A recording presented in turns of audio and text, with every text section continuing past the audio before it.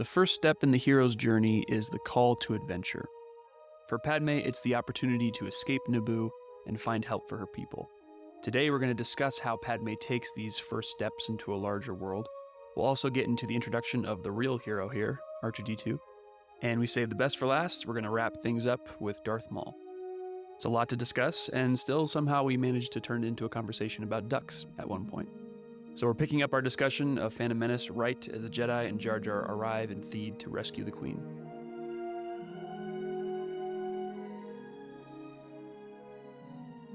All right. Well, where do you want to start, my friend? Well, just to talk about that Gungan sub scene. I mean, it's so short, so simple. It used to be much bigger and longer. I don't know if you've seen the deleted scene. Yeah. Mm-hmm. Where it was like this whole waterfall ordeal. Yeah. I have. Mm-hmm. Yeah, but it's nice. Again, water is crossing the threshold, right? We're crossing from one realm to the other, the unconscious, weird, mysterious realm, now back to the land of the living, as it were. Even though we're not in the underworld, but it's the world we recognize. It's the place we feel comfortable. Yeah, so basically all that scene services now is that little transition. But arriving in paradise. Exactly. Yeah. Yeah. It's true. Yeah, there you go. It's a nice transition from the chaotic deep waters to this paradise place. But now, of course, it's been overrun. It's been infested. There's one. Actually, I know the one thing about it. There's these little vehicles that, if you can see, and if you have I think you have the movie in front of you, right? Mm-hmm. So when they pop out of the water, there's these little vehicles, like just sitting in the water there, and I cannot find what those are called. There's no entry for them on Wikipedia. There's nothing exists on those, and I have no idea who designed them, where they're from, what they're called. They never show up again, and it's just weird that there's some piece of Star Wars that just you can't find. Like, usually everything has a backstory and a name and a history, but I can't find anything about those things. So if you ever find anything about it, let me know. It's just this weird little obsession of mine. Like, it's the one part of Star Wars that no one knows what it is. I don't know. I'm trying to pull up the scene so I can see it, what you're talking about. Okay, so there's the Queen. It's the shot where Qui-Gon stands up. Oh, they're still in the sub. Okay, here we go. So it's right where Qui-Gon stands up. Oh yeah, they look like Luke's speeder. Is that what you're talking about? Yeah, there's these weird little water speeder things, and I spent like a whole day trying to find them. I couldn't find anything on them. Wow, I have never seen those. And thinking of George's attention to detail, man. I mean, I don't know if that's CG or not, but to think about, it kind of looks CG maybe. But still, to like make the effort of like, we're going to put something in there just to fill it out. Now you got me curious. I'm looking up the guide. Maybe it's in there. Yeah, I thought I looked in there, but yeah, it's just a weird. Not like it's anything important. I just noticed that one day. Like, oh, those are kind of cool looking. I wonder what those are called. And then I just couldn't find them. There's just nothing on them. My one piece of nerddom I don't know. I know. No, I didn't say anything about them in the book. Yeah, I don't know. Maybe just I mean, they're in the background of one shot, so it's not like they're super important. But it's just funny to me that someone designed that, someone took the time, and then it's usually that stuff is documented somewhere in Star Wars. But that one, so. Anyway, that's my weird little nerdy little detour, super nerdy detour. Get that out of the way right up front. But yeah. Okay. So, question then, on the deleted scene, do you know what the thought was behind that? I can see why he cut it out because it doesn't really seem to serve a purpose. But I was just wondering if you know any insight on that, like what was his thinking in creating that scene, kind of extra turmoil and entering paradise. The only thing that I can think of right now is that it was adding to that theme of the Jedi dealing with all this adversity very, very calmly, very, very matter-of-factly. They don't panic, they don't freak out, and Jar Jar does. And so that you really see that on display in that deleted scene. So in terms of any specific moment of like character growth or furthering the plot in any way, I can't really think of anything. I'd have to study that scene a little bit more and research how it reads in the script, or if there's a version of the script that has it. I'm not even sure if it is in that the version that we have. So I can't say that I have an answer. I don't know. I have to do some homework on that. I haven't really thought about it too much, but I think if I had to guess, it would be that it seems to be riffing on that same idea, the Jedi being unfazed by all this crazy stuff happening, and in contrast to Jar Jar freaking out, and that the Jedi seem unflappable. They're unstoppable. Mm-hmm. Okay. Yeah, I was just curious if you knew anything. Yeah, doesn't seem to serve the plotline too much, but yeah. But it's still fun. I mean, if nothing else, it's a funny Jar Jar moment. Yeah, where he freaks out again. Yeah, little lesson Yeah, for and kids, it's a and little exciting little action scene. But yeah, it's not necessary. I totally understand why they cut it out. okay. Nice. Yeah, I always thought I think I mentioned this last time too, but it's fun to see that little glimpse of hope. During the midst of the invasion, you have that little tiny bit of hope coming up, literally coming up from the depths. The solution is here. Yeah, Yep. I like that. When all hope is lost, the force is still at work, and then the Nemoidians come in and get a nice CO Bibble line here. I like CO Bibble. He cracks me up. Yeah, I always liked his last name. Yeah. It's just a funny. As a kid, it's a funny little weird name, Bibble. Fun to say. And I've heard, correct me if I'm wrong, but I've heard several times that George, a lot of names that he came up with were like names that he heard his toddler say, or like trying to speak. So I can easily see a toddler saying something like Bibble. Yeah, well, Jar Jar is one of those. So his son Jet Lucas was, I want to say it was his name for like cars or some kind of vehicle. I don't remember exactly, but I know that he called it Jar Jar, and George thought that was funny, and so he put it in the movie. There you go. That is cool. Yeah. But yeah, I wouldn't doubt if Bibble or his one of those. Yeah. Or I never even thought about this till now, but one of those, mispronouncing the Bible, the Bible. Oh, yeah, the Holiday Bibble. I've heard that a few times. Yeah. Nice. Oh man. So I just have to comment on the scene. Like the architecture is remarkable. Do you know, did they film this somewhere or they just studio built this? Yeah. So this is is on location in the palace in Caserta, Spain. Is that, or Italy? I gotta look that up because I can't remember exactly, but it's an actual palace. Well, it's a real deal. Yes, it's one of the giveaways is in this shot. You can kind of tell there's a statue of a lion in it in the bottom of the staircase when the battle droids take them away. There's you can see like it's just the back of a lion, but you can totally tell it's just a normal Earth lion. Yeah, so it's Italy's palace of, it's either Caserta or Caserta. I'm not exactly sure, but so right at the top of that stairs is the throne room. I'm pretty sure, or at least. I think that's the place where they film it. You can play this location in Battlefront.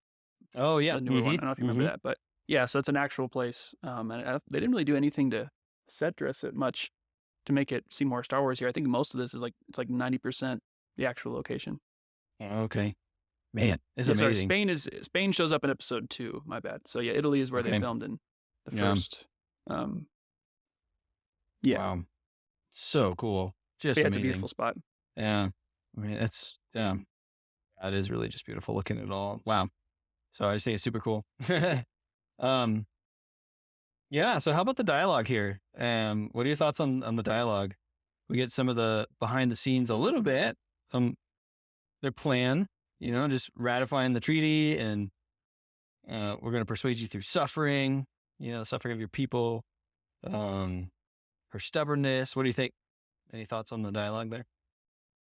Yeah, it's weird because if they think their treaty is going to be ratified by the Senate, and even if by some miracle that does happen, for me, this whole scene, this dialogue here, is just kind of adds to that idea that the Nemoidians are totally being played. They don't really know what they think they have this friend in the Senate that's going to help them pull off this crazy plan, but even if it gets ratified by the Senate, that's just going to be a super huge sign of corruption, and that's going to, as again, just kind of let the pieces fall in place for Palpatine's plan for an army and to either take Naboo back by force if it happens this way.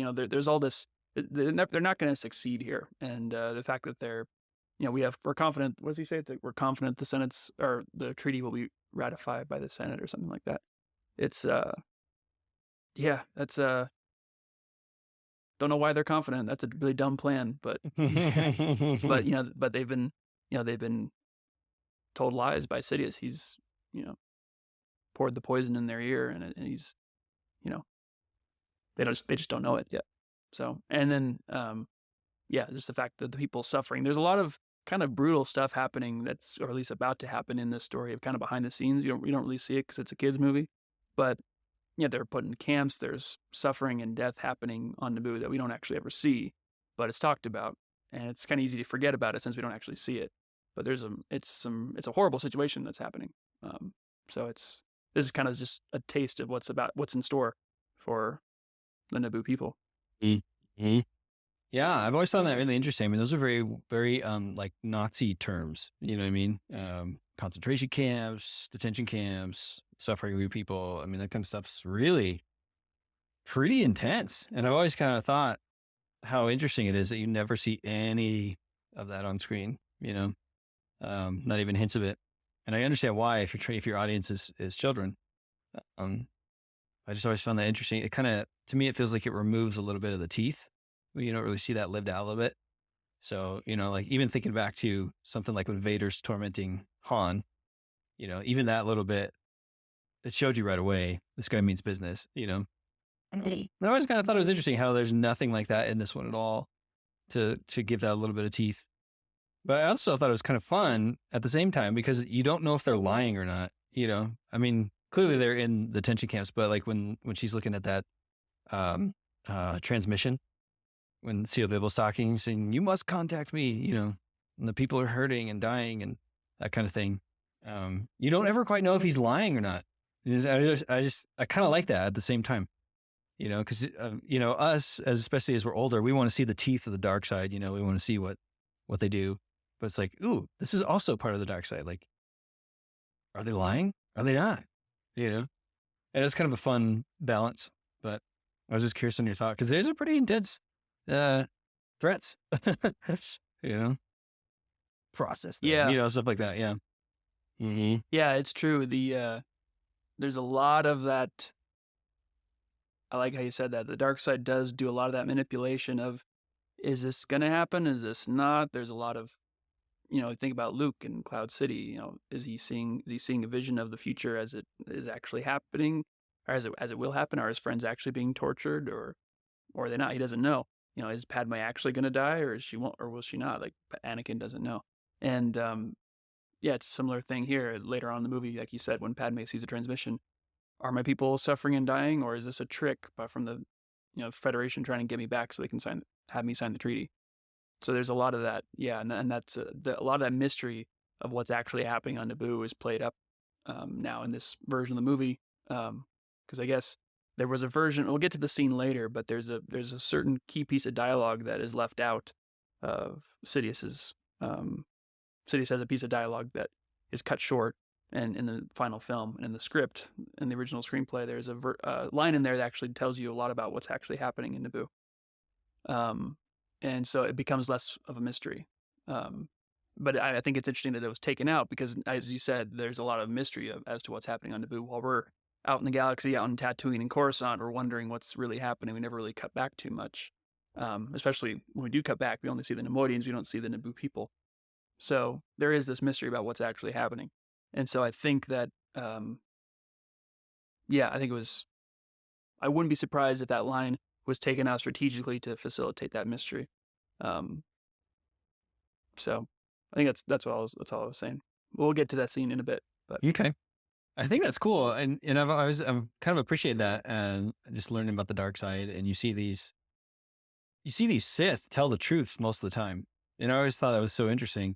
They're the ones who are the ones, they're not lying at all, but everyone just doesn't trust them. And I just think we'll come to that in episode 2. I mean, Count Dooku lays out the whole plan to Obi-Wan, and yeah, it's Obi-Wan can't believe him. He's like, "No, you're the dark side," and it's just kind of fun to, as an audience member, to be tugged along like that. And I know as a storyteller, well, I'm not a storyteller, but I've heard that storytellers, like, one of the best things you can do is leave it to the audience's imagination, leave that mystery. Like you will freak yourself out way more than something you can come up with on screen. So it's kind of that. I feel like that may have been in play here, maybe not, but just that idea of like, we're going to tell you these big terms, but we're never going to actually show you what's happening. Leave it to your imagination, because that will almost drive you mad, instead of seeing this is really what's happening. This isn't happening, or whatever. So I don't know if he thought about that at all, but it's kind of fun as an audience member being pulled along that way. Yeah, I can't remember who said it. I think it was a director who said, what a director really does is he directs the audience's attention. And so, and it also means making the audience think about something or directing their attention to something unseen or unheard in the film that the audience is actually creating in their mind, and they can do a lot of work for you. Sometimes the audience is the best tool you have as a filmmaker, right? To imagine a shark where there isn't one in Spielberg's case, Yeah, so little things like that are definitely go into the filmmaking process, and I'm sure partially to protect the younger audience, but also to add some mystery to, again, that idea of the dark side is clouding everything, right? It's this cloud, it's this fog.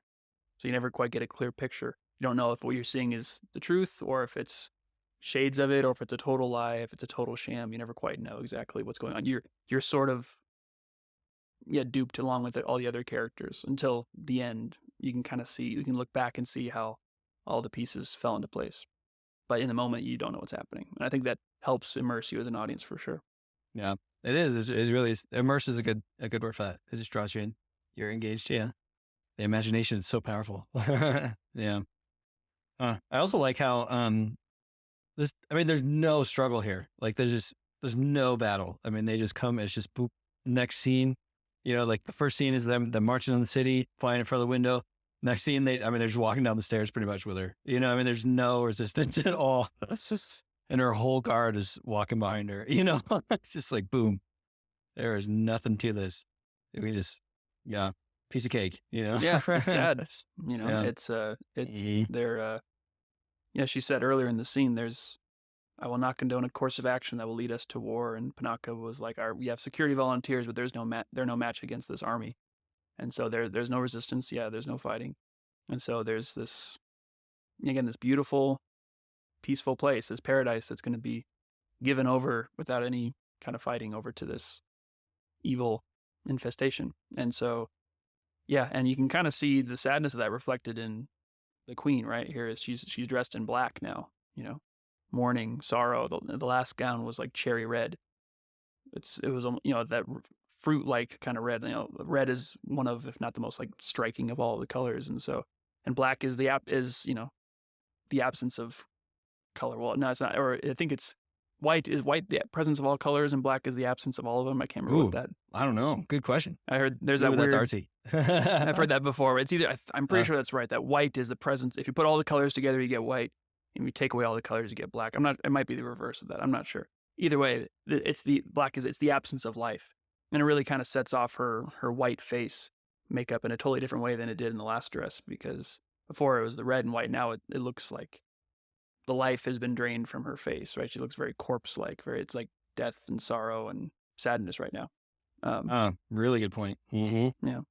Mm-hmm. Even though it's not technically the queen, it's the decoy, right? This is our first look at Sabe. I can't remember how to say her name. The decoy. Yeah, gotcha. Yep. That's so cool. I love that visual attention to detail like that. Where you just, she physically is wearing her emotion on her sleeves. That's so cool. Do you think, I like this idea because I think this theme is played through the whole saga here. This idea of pacifism versus action, and I'm thinking like Sidious, as the genius he is, throws this in here. What's the best way to create fear? You create chaos, you create war, you create battle. So if he's got people attacking peaceful nations like this, catching them off guard, that's a real easy way to come in and swoop in. And we see that in the Clone Wars a lot, with like Satine and all this stuff, these pacifist planets. They're forced to choose sides because when the battle hits home, it's like, ooh, this is real. Pacifism is great until we're attacked, and it's just interesting to see the Jedi wrestle with this too. Because it's like, wait, even as a republic, because the republic, everyone has to deal with this idea of war, and it starts right here. Here we see the pacifist paradise. They just have to roll over. There's no choice. Then the republic, they have to figure this out because they have no army. And then the Jedi, they have to figure it out because they're, we're not soldiers. We're, what does Mace Windu say? Keepers of the peace. Keepers of the peace. Yes, thank you. And that's what ultimately falls. makes the Jedi Order fall. They have to choose, and they choose the battle.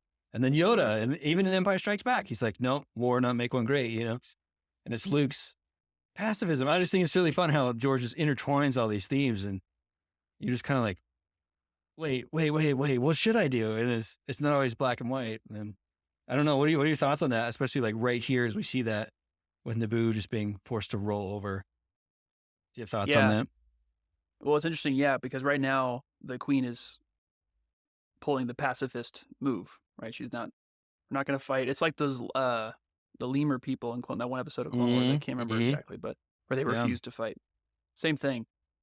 And it's interesting that the kind of, there's sort of two extremes that are both wrong. One is pacifism, and the other one is warmongering, right? The other one is like actively searching for and seeking out problems and war and fighting.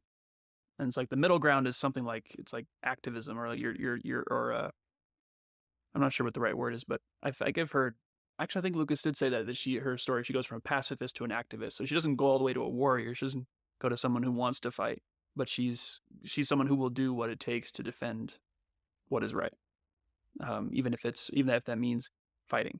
If it's a necessary battle, it's not a problem. But that's a problem, is that the Clone Wars ends up being this total sham, right? So, yeah, and I like that this is, the strategy is to attack these peaceful planets that aren't fighting back, and that creates a bunch of sympathy in the Republic, and they go, well, these people have no army to defend themselves, we have to create one, right? And that's exactly what Sidious wants.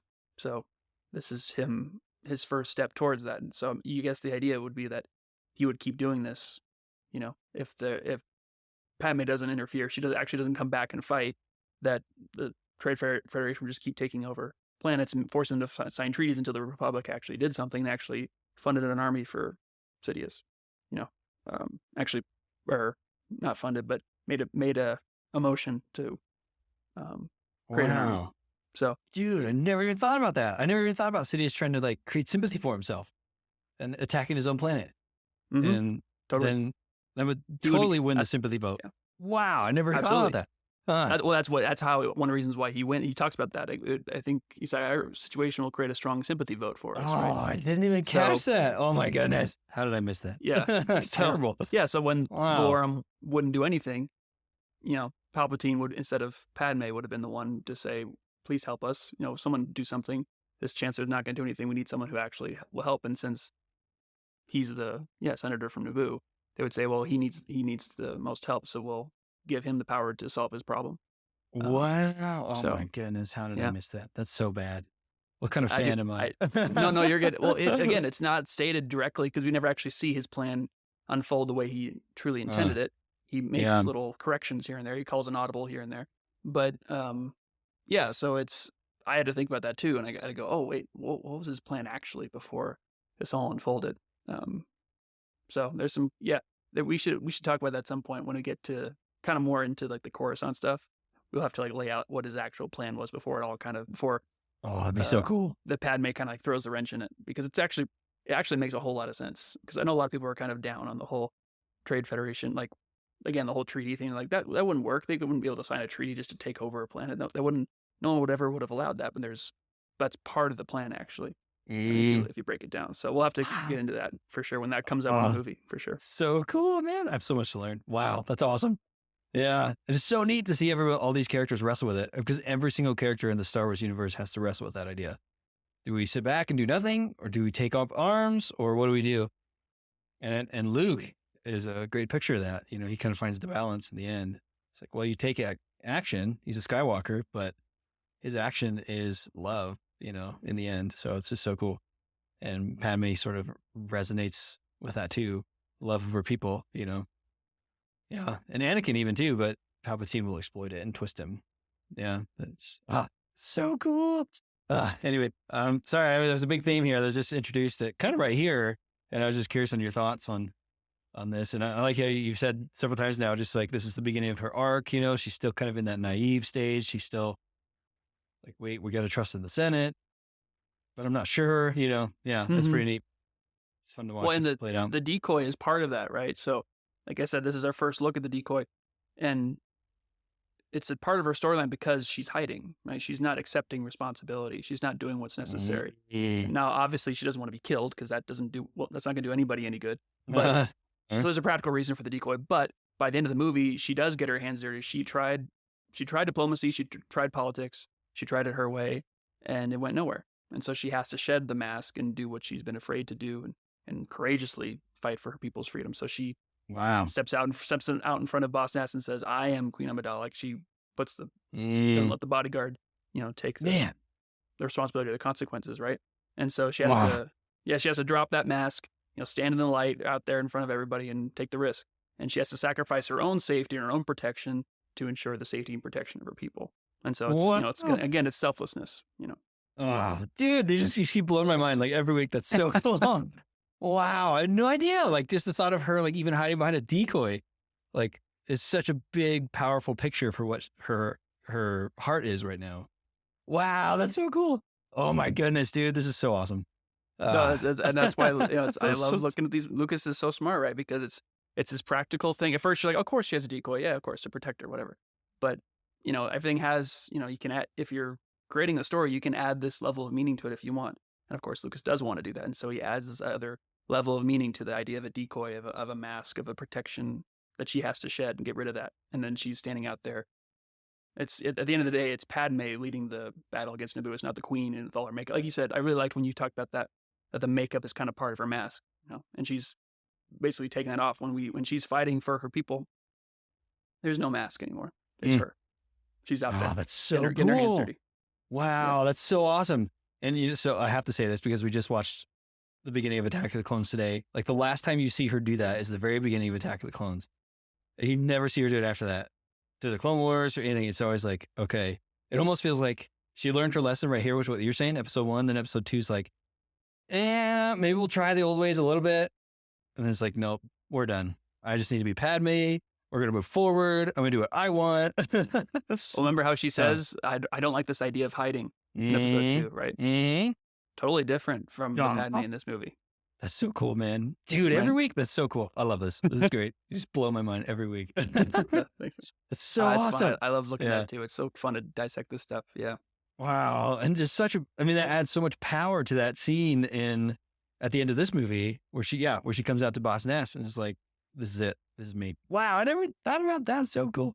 But yeah, she's hiding in the shadows this whole time. Wow. Talk about another little phantom almost, Oh yeah, true. So obviously very different from Palpatine, but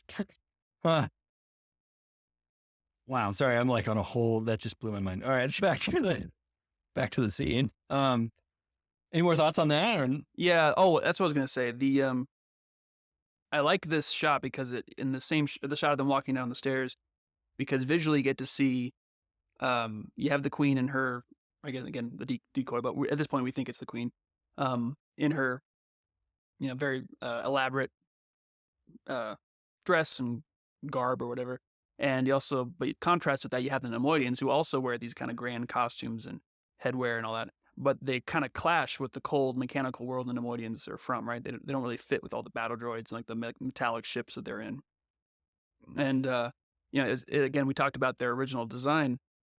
Since it was originally thought that the Nemoidians designed the battle droids, the Nemoidians were originally designed to be more small and frail and skinny, like weak with like these long elongated heads. And so the idea was that they were lazy and their bodies were atrophied, and so they had the droids and machines do everything for them. And so that's why the Gunray has that walking chair, with the little spider legs. So he can't even be bothered to walk. He can't even be bothered to walk anywhere. So in contrast to the Naboo and the Gungans who work with the land and have a relationship with nature, the Nemoidians have they've insulated themselves from nature. Everything is artificial and everything is in service to them. So there's no giving back to the natural world. They're greed, right? The greedy trade federation, as it says in the crawl. So originally they would have been these battle droids with skin on them, and they would be like drowning in these like huge, rich, elaborate, like decadent clothing that they stole as they were roaming the galaxy, acquiring wealth. So that was sort of like I read that in the Art of book. There's kind of whole backstory of how they what they would have what the point of their design was. And so yeah, again, eventually they decided to go with the practical puppets because the CGI would have been too difficult. But the gown, the kind of elaborate fancy gowns that don't really, or fancy costumes that don't really match the slimy, car salesmen that they are. These greedy, horrible little snakes, right? They don't deserve this beautiful, opulent clothing, but they still have it. And then, so they think of themselves as royalty, right? They think they should run this planet like this queen does. So they're gonna Mm. take it from her. Huh. Oh, that's so cool. Yeah. And I really like, as you were saying that, I was thinking about that, just looking at them. Like, I like how they're almost puppets in the sense, I mean, they like just the way they're made, like the masks are made, but also they're puppets of Palpatine. And you can kind of, I feel like their mask, their design almost portrays that, like it just, you get the sense that these guys are a little bit out of their comfort zone, like um, being the face of it, like where you get that somewhat sense where, yeah, like you said, Newt Gunray, he's relying on the Senate. You can tell his hopes are very much in Palpatine to take care of this. This is clearly like not his idea, and he's just kind of go along with it. And we've talked about their fear of just like, they put up that face really quick whenever Padme's around and they take it off and they're like, what do we do? This isn't going to work. Your plan has failed, you see that contrast. And I like how just their physical appearance portrays that, they're not CG like Jar Jar is, so animated, so expressive. And I kind of like that because it makes them feel that way. You don't look at these guys and think, yeah, these are the bad guys. I mean, they're definitely bad guys, but you don't look at them as like a Vader figure or something like that. Just that menacing, that threatening presence. Yeah, you get this greedy, slimy. We're just pawns. We're parasites here to just take what we can, and we're gonna let that guy take care of all the dirty work. Yeah, I like it. That's cool. That's a really Yeah, neat think about observation. when they actually enter the city, when they actually get to Theed, they're the last ones to arrive, right? They're not leading they're not leading the army. All the droids go in, they take over, and then they come down off the ramp of their ship, the last people to arrive, and go, victory, as if they earned it, as if they did anything, right? And so all the hard part was that now they're like, oh, we have all these battle droids, they can talk big when they have all the guns pointed at them, right? Um, at the Naboo, at the Queen, they have all this protection from the battle droids. But as soon as that's taken away from them, like at the end of the movie, when they're like, "Oh, I thought the battle was going to be far away from here. We're too close to the battle. Oh no!" And then, and again, it's like three. It's the Queen, Panaka, and like two other people who like capture them and hold them at gunpoint, and they're just, they're powerless. They're completely worthless. So yeah, we get to see shades of that here at the beginning. I like how Rune Hako, whatever his name is. He always just kind of looks nervous to me. I like his face is like permanently like kind of freaked out. And I just kind of like that because he always is kind of the one complaining and like going like, "Oh, we're gonna die," or this isn't this isn't going well. Mm-hmm. Yeah, even in New Gunray, they don't look menacing. They don't look angry. They don't look full of hate and power. You know what I mean? Yeah, exactly what you're saying, which is really cool. Yeah, you get the sense that these guys are just along for the ride and hoping to come out with a bunch of pockets full.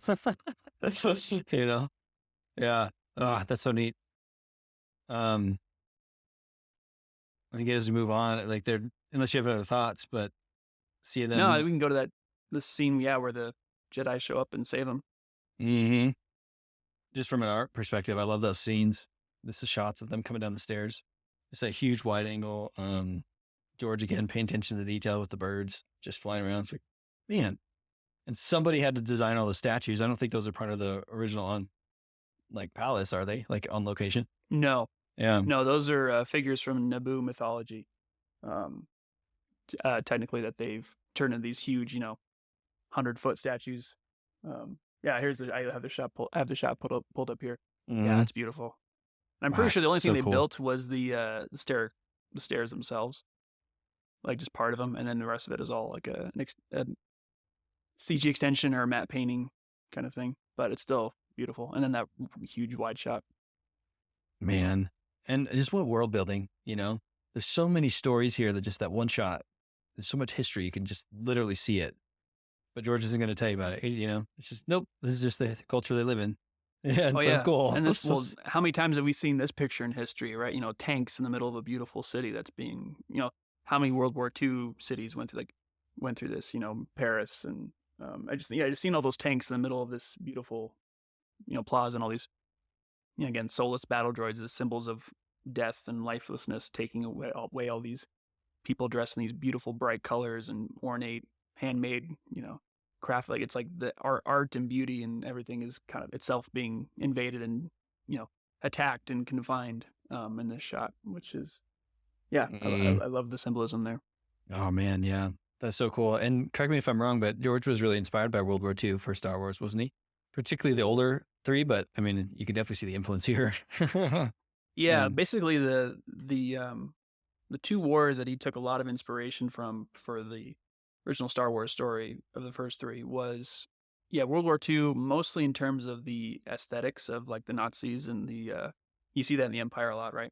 And just the fascist kind of depiction of everything. But also Vietnam, because that was a war that he was alive for, the war that he was um, just happening while he was growing up, so it had a big effect on him.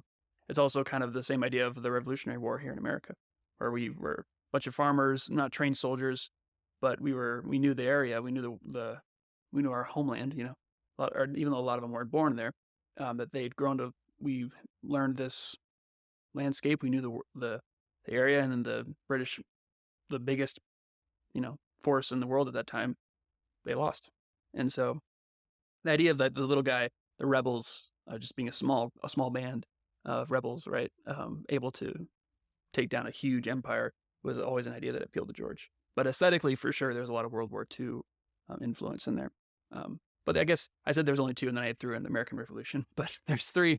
There's a lot of influence throughout history that goes, a lot of historical influences in Star Wars for sure. But Mhm. anyway, Yeah. And who doesn't love a good underdog story, right? Like everybody loves those. Yeah. Yeah. And then you see that here. I mean, this is an underdog story too. Yeah. Even in the prequels. Yeah. It's really neat.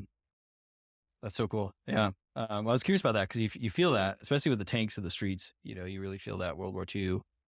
Yeah. Like you said, Paris kind of thing. They lost. But yeah. And then you get the Jedi sneaking in. This is great. I love you know, just the show, don't tell. It's this great fight scene. Again, like you said, they're just totally in control. Not panicked at all against this big squad, if you will. yeah, and then the Jedi aren't communicating at all, right? They're just, they both know they're about to. They look at each other, they pull their lightsabers out at the exact same time. They both jump down, like they got this. This is not a big deal. No, this is gonna be fine. I always loved these two shots of them like looking out, like looking down through the windows and like sneaking around. I always liked that as a kid for some reason. I Hmm. always Hmm. loved that moment. Yeah, I do too. They just did a really good job of it. I was thinking just watching it, just from a film making perspective. It's just you get this neat sense, like you're right there with them. They're just sneaking through. Yeah, like the camera's kind of divided, so you see on top what's happening through the little windows, but or through the gaps, but you also see them sneaking. Yeah, it's just really well done. Hmm. Yeah, and then of course Jar Jar. He's great. So Yeah, I love it. Um, but yeah, again, we see in this scene, the Jedi just cleaning house with the droids and I like how Jar Jar, he voices exactly what we as an audience had been thinking up to this whole point. Use a guy's bomb bad. Like that's he's right. These guys are crazy good, and some people think this is all like overdoing it and it's boring because the Jedi don't have any real threat to face. But that's the point. The threat is coming, and it's not well, it's not boring to me. At least it wasn't when I was a kid. Still isn't. I think I loved it. I loved these scenes, like I said, and because the Jedi are so cool and powerful. When you're a kid, you're weak and helpless, and you pretty much all the time. So you look up to people who have the skills and power to shape the world around them. So and they shape it for good, right? Not for evil. And so I loved watching the Jedi be unstoppable for good, like, and be good while they're doing it. They're not this unstoppable menace. They're not this unstoppable monster, they're an unstoppable force for good. And it made it all the more tragic and surprising and a huge surprise when the Jedi fall, when they fail and Qui-Gon dies and Obi-Wan is, hanging over a pit, about to die. Like as a kid, you're like, how can this happen? This is impossible. This is, yeah, it really shakes you because you've been trained to think how great the Jedi should be or are, how they're not, but they think they're that great. And then things start falling apart for them. Again, the tragedy of the trilogy, of the first trilogy, prequel trilogy, where things don't actually turn out the way you want them to. Yeah, and I like that because even if you're an old trilogy fan, like we're still not. I mean, we didn't see the Jedi at their peak in the old trilogy, you know. So even if this is your fourth Star Wars movie, like if you watch 4, 5, 6, and then 1 for the first time, I mean, it's still really cool. We've never seen them do stuff like this before, you know, in Star Wars history, and it's just really fun to watch. And Alright. I love how it's drop down kicks. Um, this is the shot. I think. Let me see here if this is the one. Yeah, so this is that first person shot, one of the few we get here that you mentioned last time that George does Oh, very, very right. rarely, but you get a few shots here with Obi-Wan cutting. Yeah, all you see is his blade cutting through the droids. Um, Yeah, tell you're right. I me, never caught those before. yeah, tell me your thoughts on that because you said that's a very rare thing for Star Wars, but we do see it several times here. Is he just experimenting, or what are your thoughts on that? Well, maybe I'm wrong. Maybe I'm wrong when it says it's rare for Star Wars. I'm pretty sure it doesn't happen a whole lot. I mean, there's maybe the better term is like a subjective camera view where it because the shot I'm specifically thinking of is later on in the movie where it's from 3PO's point of view. It's where Anakin is leaving and he's saying goodbye Oh to 3PO. yeah. Mm. And there's a shot of like 3PO that looks down at Anakin where he's like, "I'm sorry I didn't get to finish you, 3PO, give you coverings and all." It's from 3PO's perspective. It's weird. Like the camera turns as like 3PO looks and follows Anakin throughout the uh the room. And so that yeah, it's not employed a whole lot, I think, in Star Wars. Those are two very quick examples I totally didn't catch. So I could be wrong about that. I just to me though that shot stood out one of the last times I watched it, and I thought, I don't see a lot of shots directly from a character's point of view. No, you really don't. Um, and even these shots of Obi-Wan, they're not exactly like following his eye. You see Mm, I guess that's the true. camera is sort of there. I'm not exactly sure if there is a distinction there or not. But I'm glad you pointed those out because maybe I need to rethink that whole idea that there isn't a lot of first person view because there is shots looking through the cockpit too. But again, that's not necessarily always from one person's point of view. Like there's a shots of R2D2's messages showing up on the computer screen on Luke's X-wing Right. when he's talking to him. But again, those don't necessarily seem to be exactly from Luke's point of view. It's just an insert shot of that screen for us to see. So I guess you could argue it's kind of a maybe there's a spectrum of shots that are more and more subjective and more like a first person POV kind of thing. So I don't know. You threw a wrench in my whole theory. Now I have to go back and look and watch all the Star Wars movies again and try and see if I've been completely wrong. Because maybe I was too hasty to come to that conclusion. But you're totally right. Those two shots, I never really thought about that before. But yeah, you just see the lightsaber and it's totally kind of from Obi-Wan's perspective, kind of. Um, in a weird way. Because the droids are facing him. Yeah, it's true. I never thought about that. Sorry, I don't know. This is me just No, talking. All this that's is a long okay. way of me saying, "Oh, never thought about that." Silly. Well, I was curious because I've always those scenes have always stuck out to me as just kind of not weird, but they just don't seem like the traditional. I don't know. It just seems different than normal. And I can't think of another first person shot in any of Star Wars, but I mean, you know, we'll see as we go. We may be surprised because that struck me when they started doing that with Disney era Star Wars. They do a lot of like what they call the GoPro shots, you know. And I was like, man, that just feels not Star Wars to me. And this always struck me. It doesn't necessarily feel bad with Obi-Wan, but I just thought, this fight scene just seems really close up to everything, you know. Whereas like most fight scenes, you get the whole picture. It's kind of zoomed out, and I've always found that interesting. Like what's George just thought. It feels like this one in particular is just really up close in your face. Yeah. So I don't know. You know Yeah, I don't anything know. about that? Yeah, it's interesting because the next shot is Obi-Wan's. It's right on Obi-Wan's face. It's a close up of him. And you see the lightsaber kind of spinning still. So it's sort of like it's the reverse angle of that same kind of close up because basically two close ups of the battle droids are getting cut down. And then it cuts to the flips around to the other side of Obi-Wan to get a shot of him. So yeah, it is interesting that those are a weird way of not weird, but not a normal way of shooting those kind of scenes because you've seen a version of them earlier. It could just be an attempt to film a very similar scene in a different way to not make it feel too repetitive because we've seen Jedi cut through battle droids before, and we'll see it again in this movie. And so I think it partially could be just a way to do that. Um, it makes me think of the movie Creed. I don't know if you saw that, Mm-hmm. It's been a while, but but yeah. Mm-hmm. yeah. So like there's the different boxing matches have different are filmed in different ways. Like there's one that's all just one big long take, um, and actually I think it cuts to, or I might be thinking of Cinderella Man, another boxing movie where it cuts to a different fight in the middle of that same shot. There's like one big long unbroken take shot.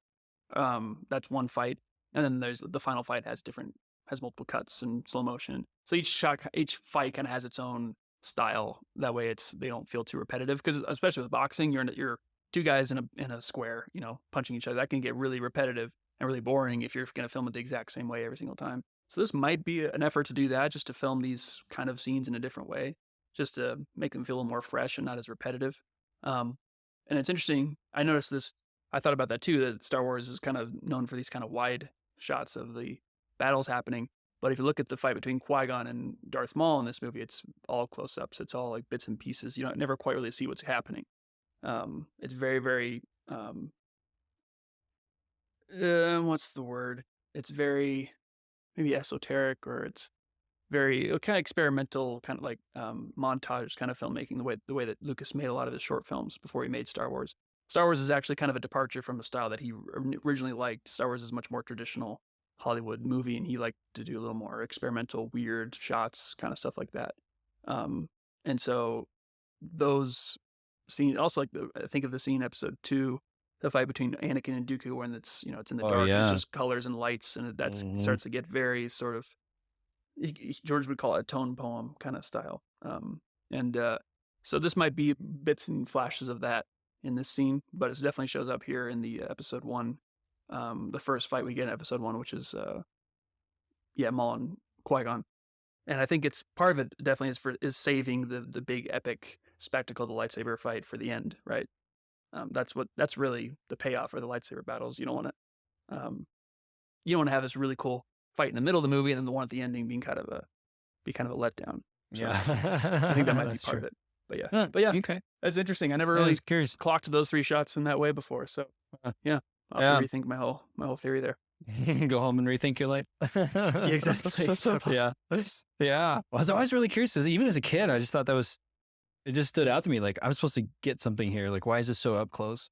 Because I know, like, we'll do, and in Episode 2, you definitely realize, like, okay, I'm supposed to get something here, when you see Anakin and Dooku. And this one, it kind of feels like that too. It's like, all right, what am I supposed to get?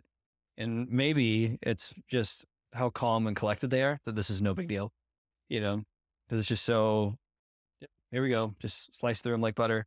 And then Obi-Wan's little spin at the end is like, yep, I got this. Yeah.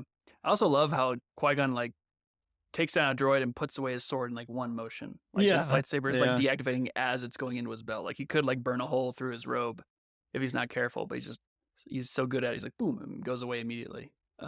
As it's deactivating. I thought that was the coolest holstering of a lightsaber I'd ever seen. But I was always so disappointed I couldn't do that as a kid, because the lightsabers that I grew up with wouldn't close all the way. And if you turn them upside down, they just fall open again. So I was like, I can't do Qui-Gon's move. Yeah. I know, it was so frustrating. I remember it was such a big deal when lightsabers finally collapsed all the way down. You're like, yes. Finally. I remember when those came out. Even though they didn't light up at first. The ones we had, they were like the cheap ones that didn't light up. I still didn't care. I was like, yes, these are the ones. We finally did it. Mm-hmm. Yep, I hear you. It's such a neat move. And to see him just push away the two droids real quick. Just boom. Yep. Yeah, I always like the noise they made, like, or like, the weird like scream they make there. I always liked that as a kid. Always sounded kind of like Jar Jar to me. That noise. There you go. Yeah. I always thought of stormtroopers for some reason. It always sounded like a stormtrooper getting shot, like, or something. But yeah, that's funny. Interesting. Yeah. That stuck out to me too. Yeah. And then Qui-Gon's next. I mean, just like you said, so nonchalant. It's like, all right, we should leave the streets. And I didn't notice this before. I was just reading this morning, or right before this, in that book, the screenplay, how Jar Jar is instructed to say that you should guys bomb that, but it's sort of like he's getting used to this, this idea of like, okay, you guys are pretty awesome. He's getting used to the idea instead of so shocked. I never picked up on that before. But well, it's kind of like we talked about in one of our last conversations when they were in the sub, right? And Jar Jar was panicking and doubting, and he's like, oh, we're going to die, and right when when do you think we're in trouble? We're sinking. The lights are out. There's monsters out there. And that scene was sort of just there to make a believer out of Jar Jar, right? That they can get out of this. If Jar Jar, from Jar Jar's perspective, they can survive, all those monsters in the water, then these guys know what they're doing, And so now you can see that here. Yeah, like you're right. He totally is. He's a believer. He's bought in. He's on board with these Jedi guys now. That's really cool. Yeah, that's a neat little progression. Talk about just faith, right? Just growing faith. Yeah. Jar Jar's great, man. I never had a problem with him. He just makes me laugh. He uses the guy's bomb bag. Yeah. Nice. Any other thoughts on this as we're moving forward there? Just this, conversation they have here, just this in Amidala's story and Padme's story, this is her call to adventure, right? It's her first step towards solving the problem of her people. And it's, it's a good thing too, because she would have been killed if she'd stayed, Qui-Gon says there's something else behind all this. There's no logic in the Trade Federation's move here. My feelings tell me they will destroy you. And what's interesting at this point is to ask, does the Trade Federation know that that's part of the plan, or is that just Sidious's plan? And the Trade Federation is also being played. Do they think she's going to sign a treaty and they're going to let her live? Or do they know that the plan is to eventually kill her? And again, it's still kind of this mystery. We don't quite ever know what's actually happening here. But later on, we find out that it is the case. But at this point, the Phantom Menace is really starting to cloud everything, and the situation is a lot more dangerous than it used to be. So it's a good thing that she's getting off planet. And this is, it's an interesting thing, right? Like the decoy is sort of, it's subtle. You don't quite get it the first time around, but she looks to her handmaiden, which is actually the queen. And then it goes, okay, so she's making the decision. So we'll go. Yeah. Yes, I love that. I love that little exchange there. Because it's Padme accepting the call to adventure, but again, hiding, not taking all the responsibility for it. Wow, it's so neat. Yeah, I've always, I enjoy that shot. It's that little code of like, what are we doing? Give me the A or nay. Yeah. But it's interesting because like the first time you watch this, you go, okay, that was random. But looking back, they're communicating. The queen's not actually the queen. Yeah. Yeah. That's great. I love that. I never thought about that. The call to adventure right there. How far are we into the movie on this? So this is what, we're about 20, 25 minutes in. Do you know when roughly Luke accepts his call to the adventure in episode 4? Does it parallel this? That late in the movie? It's definitely later than this in the movie. Luke doesn't even show up, I think, till around a half hour in almost. Oh, wow. Okay. So it's about this point that Luke even just shows up. So it's definitely later than this. But, that movie is also, I think, long or shorter than this movie. Or long. I can't remember. I think episode 4 might be the shortest Star Wars movie. This one actually might be the longest. I think episode 2 is the longest. I can't remember. Again, of just the ones that Lucas made, but I'm not sure. I think Last Jedi is the longest of all of them. But anyway, I'm pretty sure, that by this point in episode 4, Luke has kind of just shown up, and so he hasn't really accepted his call yet, or it hasn't even been presented to him yet. Well, I guess the idea is still there, right? It just takes them a while, and they eventually will take up the call. Yeah. Even though it's kind of reluctant at first, both Padme and Luke. Like, yeah, and I would say there's more parallel between Luke and Anakin's call to adventure in this film. Even that's though, cool. because Anakin will, of course, get him much later after the pod race. But that's true. There's a similar early call to adventure that Luke and Padme both take, and I'm trying to think about what Leia's. I need to do some research onto what Leia's arc is like in those movies, because I'm trying to figure out what's the moment where she is presented that choice and what does she accept it and take it. So, now I'm wondering if there's like a parallel between the mom and the daughter in episode 4 and in this one, and the father and son in episodes 4 and 1. So I don't know. I'll have to look at that. But yeah, well, there is some parallel though. Yeah, because both mom and daughter are captured, right, and they're held prisoner and need to be rescued, and then they both. Padme is a little more growth. It takes her some time, and she's learning. Whereas Leia is kind of like, nope, I'm ready to do this. Yeah, Leia's kind of already kind of fully formed when we meet her. She's already kind of, Luke is the clay that needs to be formed into the final shape, right, in those movies. And Leia's much more, yeah, a fully formed person. A lot of her arc happens in Empire actually. But her growth and her growth and Han's growth are very connected in Empire. But Yeah. they kind of Yeah. go on the same journey. But Mm, anyway, yeah. um, Oh, that's cool. but Maybe yeah, it's a mother, son, father, daughter thing. Cause you think of Anakin in this first movie, he definitely needs to rise up to the call, but he's not so reluctant. I mean, a little bit, but he's like, I'm always wanting to be a Jedi. This is what I want to do. I want hmm to do it, but you know? at the end of the day, he makes the choice. Yeah, and at Right. the end of the day, Right. Luke's choice is kind of made for him. Yeah. And I feel like, Leia follows a little bit more on Anakin's side there, where she's already made her choice. She's like, I'm ready. I want to do this, but not quite. But that's curious. I was curious about that because I do think there's some parallels here, and George is so famous for saying it. It's like rhyming, storytelling is like rhyming. So yeah, it's pretty neat. Yeah, again, a bunch of homework to do, right? I love these conversations because then I get to go, oh, I need to look into that. Oh, I need to research that. We can talk about that when we get to episode 2 or 6 or whatever, whenever it comes up. Yeah. So Yeah, yeah. it's so neat. And it's so much fun to see this as a whole story. I saw a clip this week of George talking like that. He's like, 1 through 6 is all one story. He's like, I made one movie. I didn't make 6 movies. And I just really appreciate that. Like we're meant to see these connections. It's meant to be tied together. It's not just, well, it's saga, right? It's not just a couple one-offs, I like that. I like how he does that. It's one universe. It's one family. It's one story. It's just pretty fun. Yeah, So, totally. yeah. I also, I've never caught this until you said that, but just how in control the Jedi are, where Panaka's like, there's too many of them. Qui-Gon, yeah, it won't be a problem. Yeah, again. And we as the audience know that, right? We look at Panaka and he's like, "Oh, you'll learn, you silly boy. You're about to see.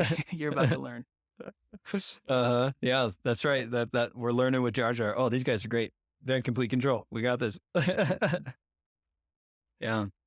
And I really like, you pointed this out a little bit already, but just Qui-Gon is starting to sense the Phantom, He's starting to sense, okay, something else is up here. This isn't just a play for greed. Like they're going to kill you. Like something's wrong here. And you just see that surprise in everybody's faces. Like, what? They wouldn't do that. And C.O. Bibble, so they wouldn't doubt. They need her, But you get that sense that, okay, Qui-Gon is starting to get what Obi-Wan was hinting at in the very beginning. Something elusive, something elsewhere, something's going on here, and we don't know what it is. Yeah. That's so neat. And now that it's right in front of him, that's when Qui-Gon's sensing it, right when it actually counts. He's not just spending time looking to a future that may or may not happen. It could be the next day, it could be years from now when this comes up. I need to focus right in front of me, and what's in front of me is this queen who I think's life is at stake. That's where the Force is leading me to think that, yeah, and again, that idea that there's no logic to what the Trade Federation is doing. Like, there's no way this plan can succeed for them or for this is going to be bad for everybody except for one person, Sidious. He's going to get what he wants out of this. And so Qui-Gon can only he doesn't know the plan, but he can pick up on that, like you said, there's no logic to this.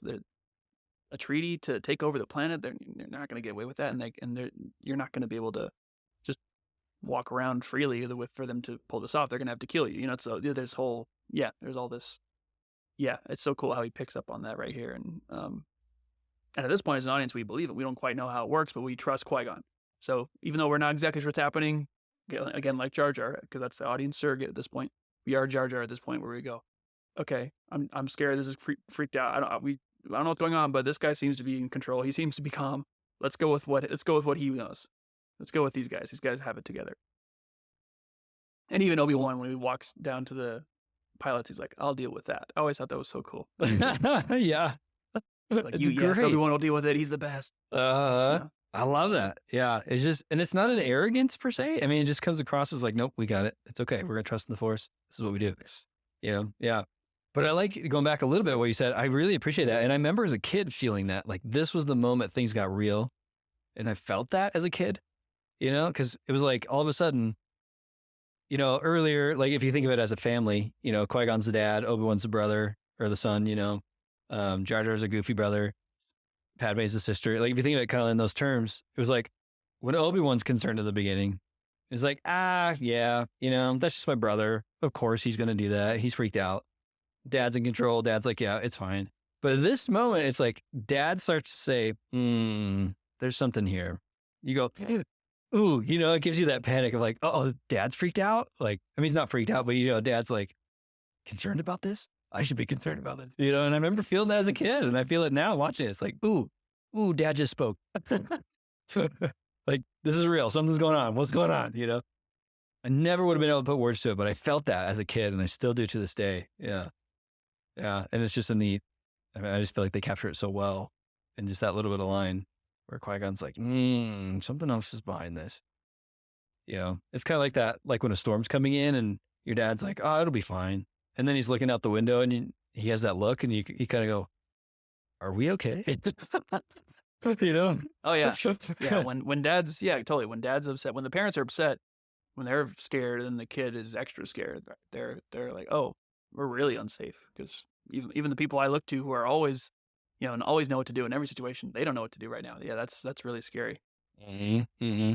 I feel that here, and it's fun. It's fun to have your emotions played with a little bit. Yeah. So even though you have this contrast with them completely in control, this is fine.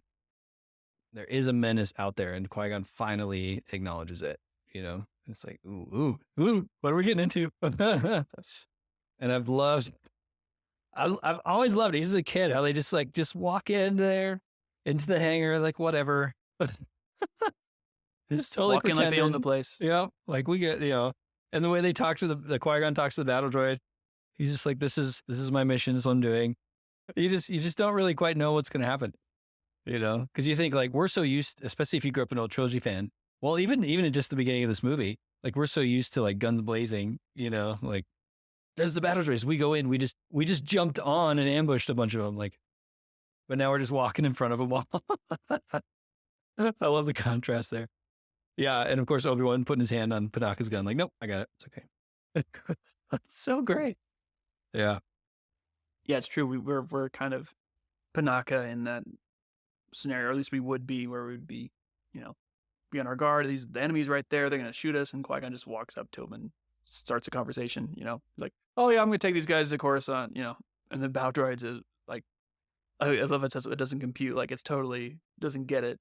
He's confusing him. He's like, well, there's a blockade. We're supposed to keep everyone here. I don't think this is right. And it's taking a second for like the ship's computer to like beam its like answers to the droid's head, where it has to think about it. Oh, okay. Yeah, I should kill you. That kind of thing. Yeah, it's just a fun. Again, it's a new way of doing a similar scene where Jedi versus battle droids. It's a different way to go about that scene. That's it's necessary, but again, I sound like a broken record, but the movie keeps repeating this, so it's like it's an important idea that the Jedi just are not phased. The battle droids are not a threat. They just cut through them like butter, and and it's just super fun to watch as a kid. I don't get bored. It doesn't feel repetitive. No, I love this scene. It's one of my favorites. It's fun to see like this. This seems more like an Obi-Wan move. Like we're gonna try diplomacy first. We're gonna try and talk to these guys, but you kind of get the sense that Qui-Gon knows. I mean, they know it's not going to go that way, but he does try it. Yeah. And then you really feel the droidness of the battle droids here. Yeah. And I like that. It's just very well written. Very well written. They're not humans. It's not just a conversation. Yeah. Like he's a computer, and you feel that here. And I like how they do that. Because occasionally, like 3PO is a good balance of that. Sometimes you feel like, oh, he's just another human. But then he has these droid moments. You're like, oh yeah, he's a droid. And that's such a good Star Wars thing, where you kind of get this nice blend of their computers, they're living computers, but they're humanoid in some sense. It's just kind of a fun balance. I just feel like it's a really unique to Star Wars kind of thing, but it's fun. Yeah, you get these different combinations in different droids. Like R2, in the way he looks and the way he functions, he's very not human. He's very like only the droids are more human-like, or the battle droids are more human-like than R2 is in that regard. But R2 has so much more personality than the droids, right? Even like they actually use words, and he just uses beeps and whistles and stuff like that. But so much more personality comes through, and these droids are just like, soulless. There's nobody's home, right? They're completely devoid of intelligence and emotion and all that stuff. And then 3PO is another kind of combinate mix of the two, and and all kinds of the droids you see different. And then you have some like the droidicas, which are just straight machine. They don't talk. They don't do anything. They're just there to kill you, and that's all they're there for. So, yeah, it's cool seeing the different combinations of personality and life being put in these droids, and some of them have a lot, some have a lot, some don't have any, and a lot of them have something in between. So that's cool. Mm-hmm. Yeah, it's fun, and I love the contrast here because watching Qui-Gon, it feels like just going back again, he's totally in control. He feel like he's just waiting for them to make their move. You know, he's just like, all right, come on. I'm gonna try talking to you, but I know this is gonna work. And I love. It's just such a great scene. I feel like it's such a good. It just captures the way the audience kind of feels.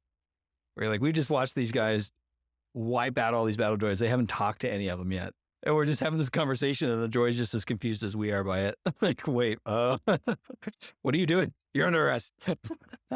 You get the sense like Yeah. Qui-Gon's just kind of bored at this point. He's like, yeah, let's make this one a little interesting. I've been cutting down droids all day. I want to have a little fun with this, you know. Yeah. And I love the scene where he's boom, just wipes out the lightsaber and just slices them right in half. And then, oh man.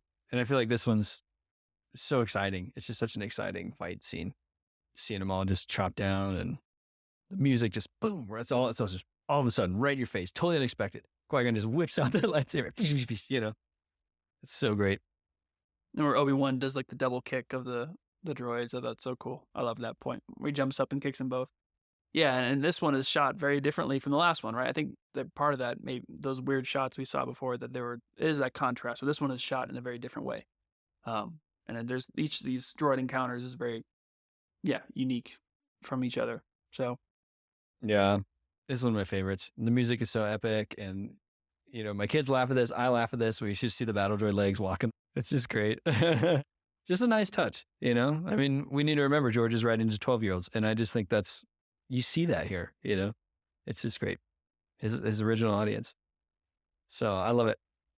Yeah, it's one of those fun little ideas that, you don't know if that can come up in the script, it can come up in shooting, it can come up in the editing room like late at night when all these animators have been, spending day after day that week, long hours animating. They go, this would be kind of fun to put this in here, and then they show it to George and he goes, oh, that's cool. Let's put that in there. So it could be something like that, or it could be, these are just fun little touches that kind of just come up in the process of filmmaking. That's not, you wouldn't think of that when you're writing it. You have to kind of see it and go, oh, that'd be funny if they just had the legs there still moving, And we get another version of that in Revenge of the Sith, right? When the Magna Guard gets his head cut off and he keeps fighting. So yeah, it's a similar idea. Yeah, it's a nice touch.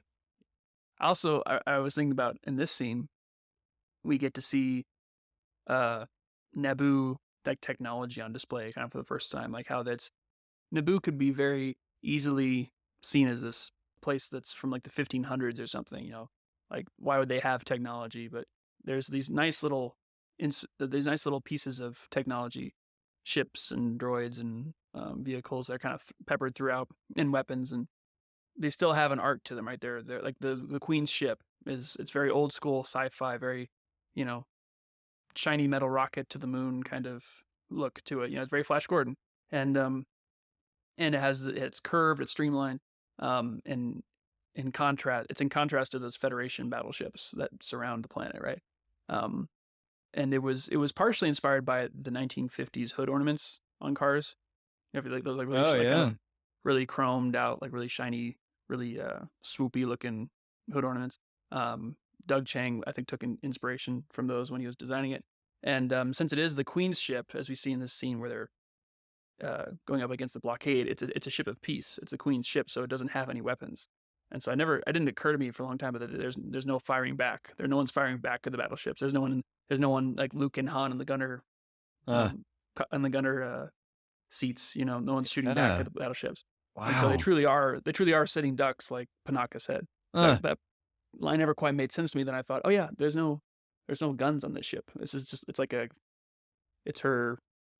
Air Force One, I had never thought about that. Another mind blown. That's so cool. Wow. Oh man. Yeah, you're right. That makes total sense. The Queen of Paradise, Queen of Passivity, why would she need weapons? But yeah, that makes a lot of sense. Air Force One. Yeah. And it's really neat. I love to go on what you're saying, the aesthetics of Naboo and the ships.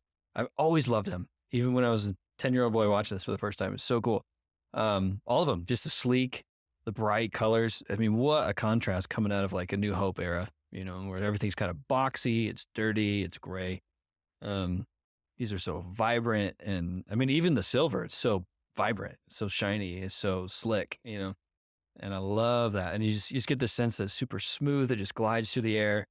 Whereas you look at like the X-Wings or the Falcon is like this big junk, but then it's trying to barely make it through space. Yeah. It really is a really neat aesthetic. And I remember it really hit me when I played Rogue Squadron, the video game on the GameCube for the first time, because you got to play as a Naboo fighter in old trilogy time. So like you could choose it as a fighter and you'd fly it to Bespin, and it was like, it feels so out of place, but it's supposed to, You're supposed to show the differences of eras and the differences of philosophies and ideologies, and it's just so cool that you can capture that in just a little shot of a ship. you know, yeah. That's so cool. I never even thought about the weapons thing too. Awesome. Well, yeah, and I think one of the things that I think that helps make the original trilogy even more effective is the fact that these ships in this movie are these kind of more beautiful, shiny, clean looking.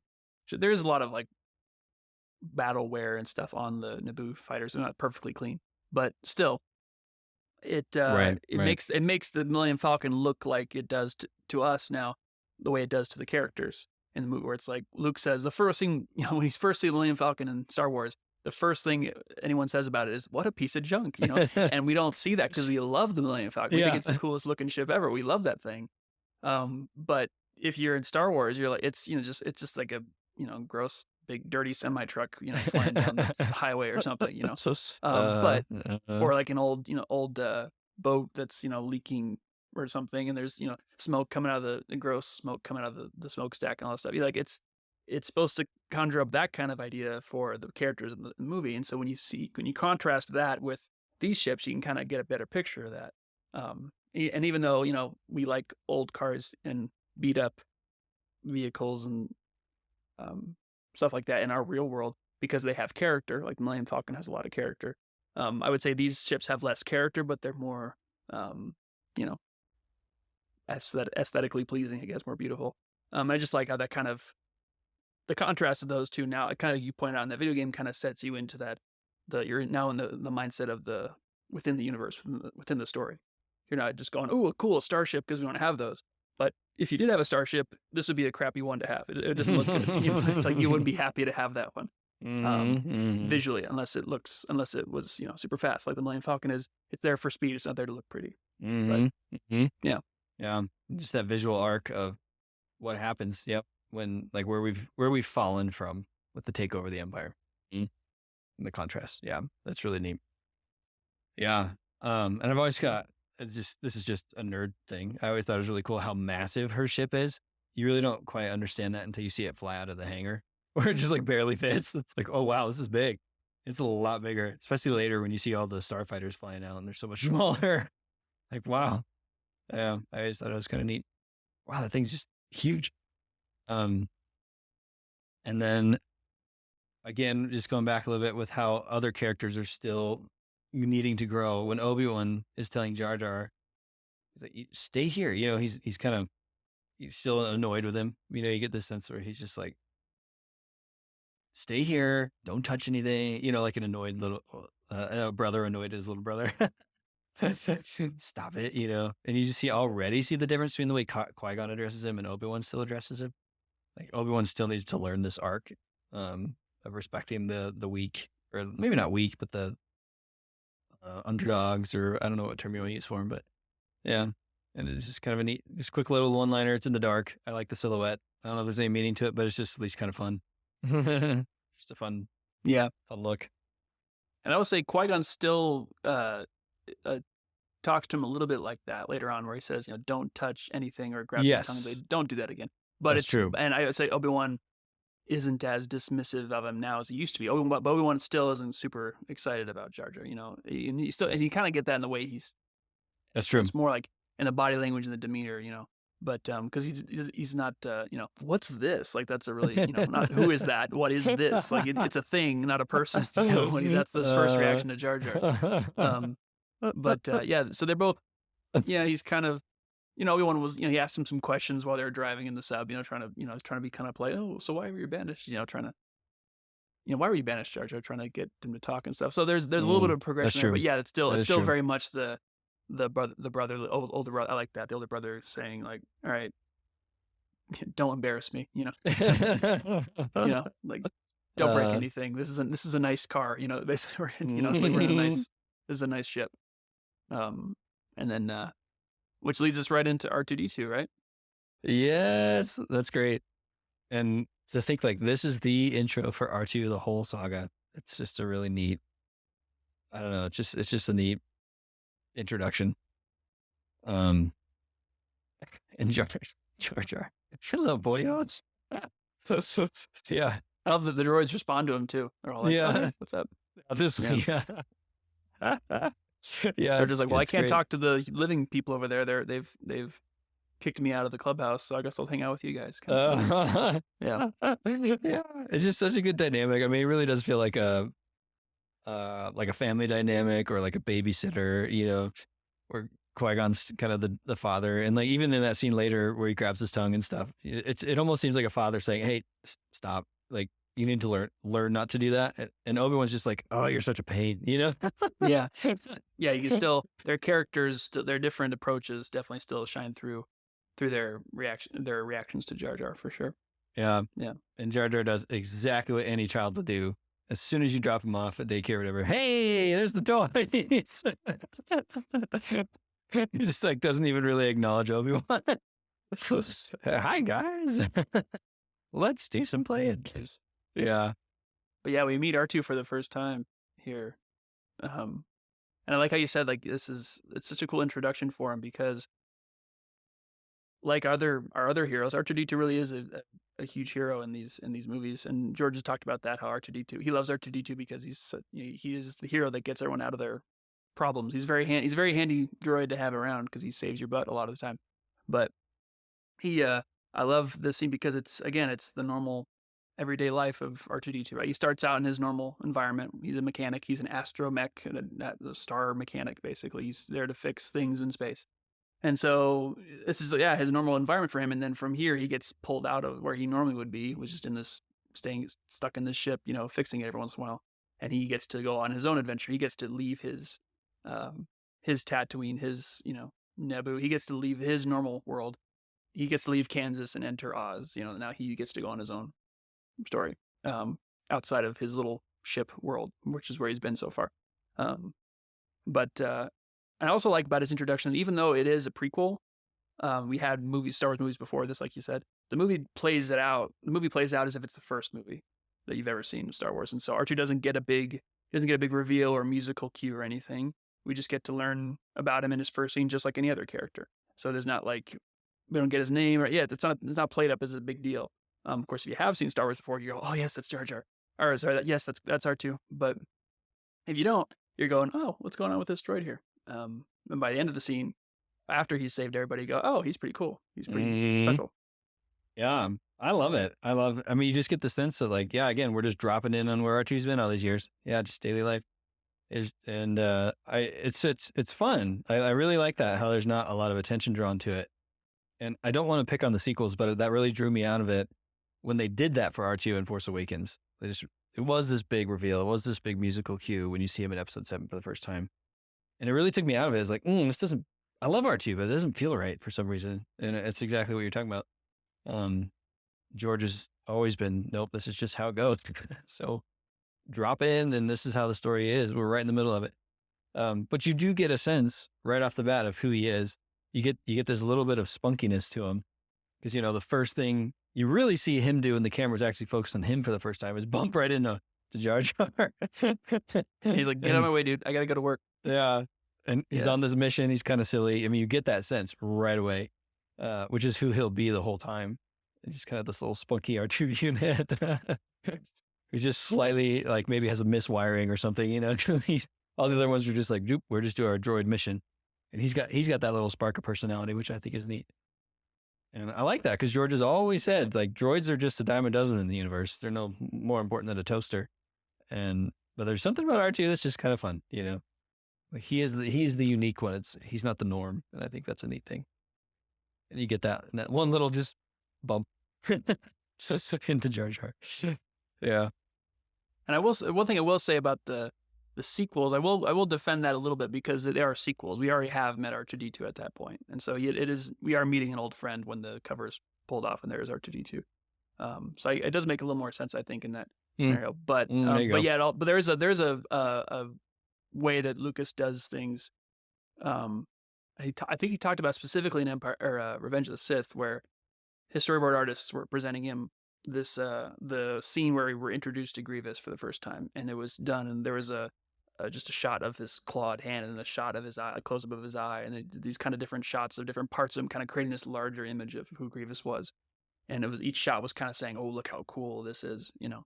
And Lucas says, "That's not really how we do it." He's like, "That's not how we don't do that in Star Wars. We just show the audience what it is, and they'll decide whether it's cool or not." So Star Wars is, there's a lot of course, beautiful shots and a lot of composed imagery that's meant to elicit a response, but there's a lot of Star Wars that where it just kind of shows you what's happening, and then you as an audience gets to go, I like that ship looks cool, or that character, that Sith Lord, I think is really awesome right now, and it doesn't really, the camera isn't telling you how to think. It kind of is just presenting it again, kind of that documentary style where it's just showing you what's happening. There's not really the camera doesn't really have an agenda. It's trying to show you, oh, this is really cool and this is really insignificant. You kind of get to make up your own mind as an audience. And so there's a little bit of that for sure with R2D2 here, right? Where it's just the audience, it's just all these droids kind of look the same. So the one thing we get is that little bump, like you said, that kind of sets him apart. And but of course he saves the day, and he represents the good side of machines in these movies, right? He's useful and helpful, and he's good. He's a mechanic. He fixes things. The battle droids destroy things. So it's like we have these kind of two sides of the droid world going on. That's cool. That's a neat comparison. I never really thought about. You see that played out, especially with Anakin and Obi-Wan later in Revenge of the Sith and Clone Wars and stuff, where Obi-Wan's kind of like, yeah, it's just a droid. And Anakin's the one that's like, no. This is like the family pet. He's got that attachment issue. Totally. Yeah, totally. Yeah. But so do we. We love R2D2. We don't want to see anything bad happen to him. Exactly. Yeah. It's just fun to see, the contrast between, or just who are the droids? We get to learn some more droids. And I remember thinking, in the very first time when I was like, what, third or fourth grade when this came out, and I saw the trailer for the first time. I remember they show this scene where R2 kind of turns his head. It's a close up on R2, and he turns his head, or it's you can almost imagine him saying like, "Hey, wait, don't give up. There's still hope. I got it." That scene always struck me. It's just like, there's R2. It's just so awesome. Like, he's still there, and like in the context of the movie, he's the guy that's saying, "Don't give up," as everyone seems to in the cockpit think we're done for. Obi-Wan, we're losing droids fast, and the last droid blows up, and it just seems like there's no hope, and R2's still there. Like, I got this. I got it. Don't give up. That's just a powerful scene to me. I always really like that. It was just so neat. It's still neat to me today. Like, yay, R2. Like, he's kind of the unsung hero of the whole saga. Oh, yeah. And he has such personality, too. I like I said earlier, there's so much, it's funny, he bumps Jar Jar, and then Jar Jar says, "How rude," he is, and I think 3PO calls him rude a couple times. Like, R2D2 has a bit of he's a little ornery. He's kind of got a bit of an attitude. He you never get to hear what he's saying, but there's certain times where 3PO's like, "Watch your language," he definitely is, got some feistiness to him. And again, like, there's nothing, it's just this little trash can with lights blinking, and we're still like, that's a character. I love that thing. Like, that's so weird. It's so weird that we love that thing so much. But he is, it's amazing. That's an amazing feat in and of itself that we even care about this tiny little, like I said, trash can with lights. Yeah. Yeah. And what a testimony to the, Ben Burt, the sound guys, for coming up with those noises, and just George Lucas and getting personality. It's just to think about that, to think like, if you said to me, here's a pop can, I want you to make a character out of this and make me love it. You can't add anything to it. You just have to use the pop can. It's kind of like what R2 is. I don't know how I would have done that, but you get that sense right away with R2, and it's just a neat, I guess I'm impressed with George's ability to do stuff like that. to give personality to such a lifeless object.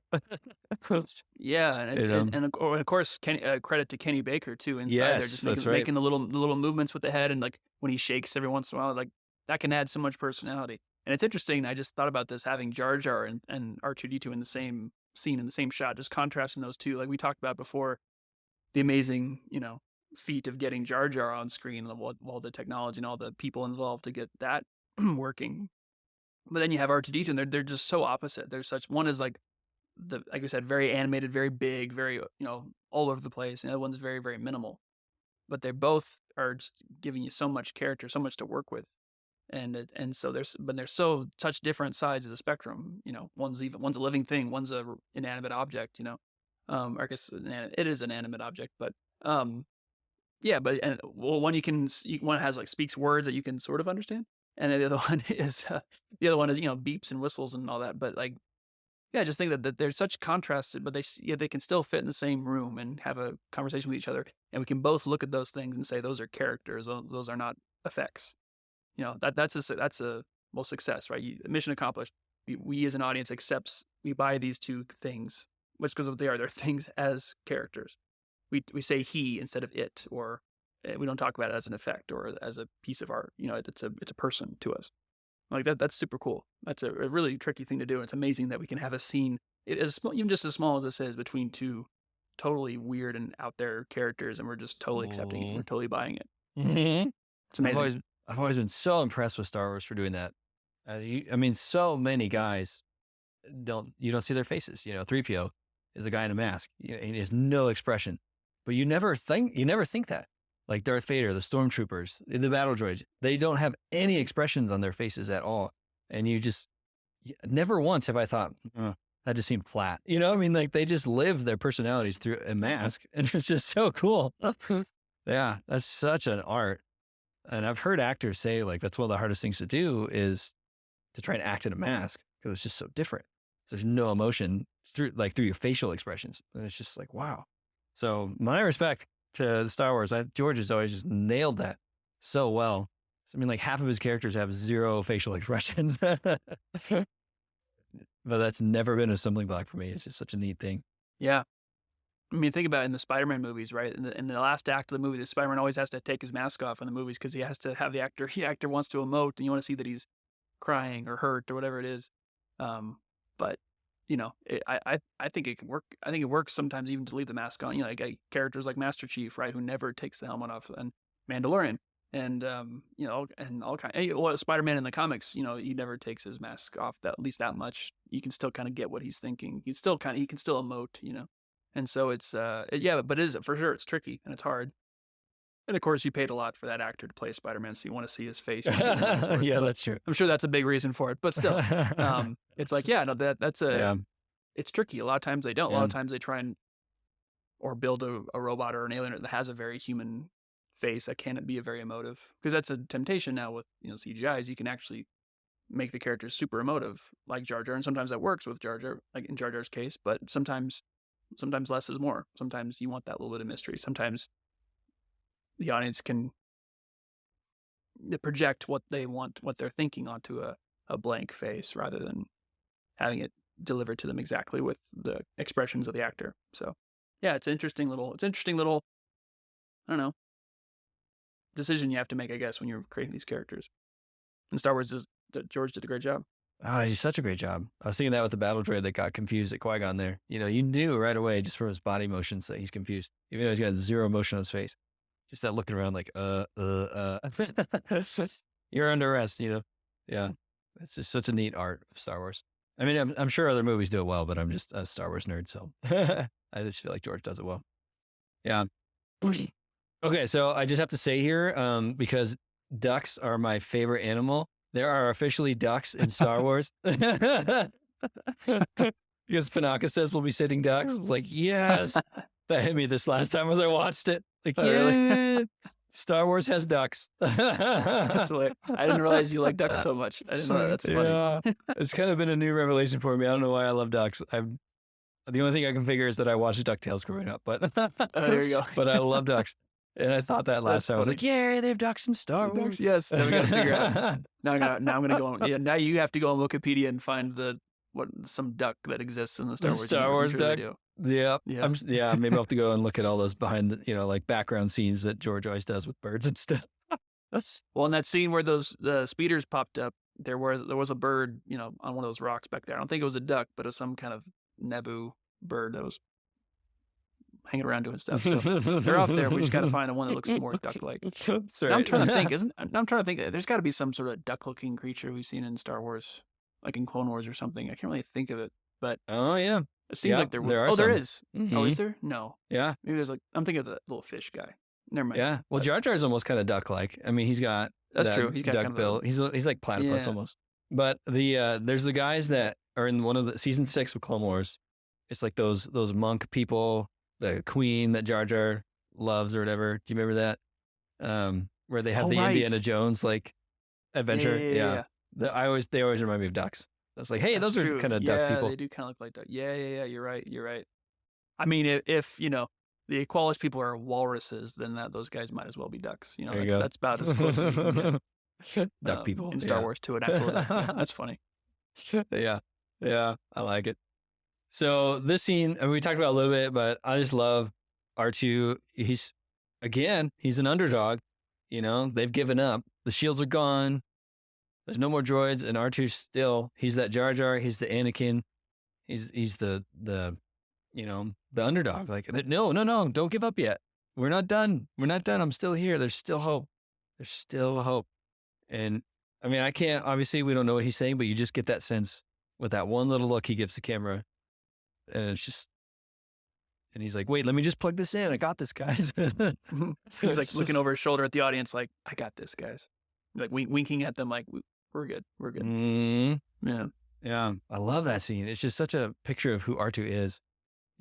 He's loyal. He's faithful. He's going to do the right thing. He's there to help. And this surprised me. Qui-Gon gives this big, heavy sigh of relief. And it strikes me, especially now as I'm learning all this stuff from you, just like how George intended us to see the Jedi so relaxed and control. You get that sense of like between this and the scene where he's like, something's wrong here. Something's going on. These are like the two scenes where like, ooh, maybe the Jedi aren't quite in control of everything, Like he just survived all that underwater stuff and now he's freaked out right here. Do you have thoughts on that? Well, for me, it just clearly enshrines R2-D2 as the hero of the scene, right? Because even the Jedi, our heroes so far, the ones who have been getting us out of it, getting themselves out of every situation, getting Jar Jar out of all the Jar Jar and the Queen and rescuing everybody and being the ones who have it all together, even they're freaking out.